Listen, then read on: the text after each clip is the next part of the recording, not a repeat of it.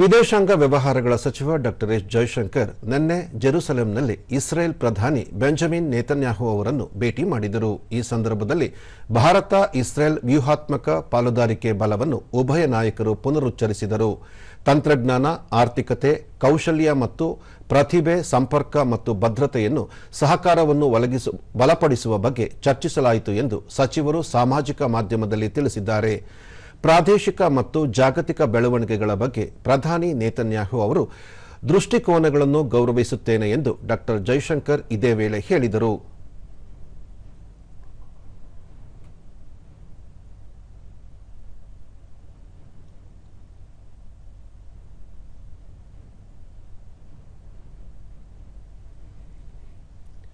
ಇದಲ್ಲದೆ ಸಚಿವರು ಇಸ್ರೇಲ್ನ ಆರ್ಥಿಕ ಮತ್ತು ಕೈಗಾರಿಕಾ ಸಚಿವ ನೀರ್ ಬರ್ಕತ್ ಅವರೊಂದಿಗೆ ಸಭೆ ನಡೆಸಿದರು. ಈ ಸಂದರ್ಭದಲ್ಲಿ ಎರಡೂ ದೇಶಗಳ ನಡುವೆ ಹೂಡಿಕೆ ಮತ್ತು ನಾವೀನ್ಯತೆ ಸಹಕಾರವನ್ನು ಮುಂದುವರಿಸುವ ಬಗ್ಗೆ ಚರ್ಚಿಸಲಾಯಿತು ಎಂದು ತಿಳಿಸಿದ್ದಾರೆ.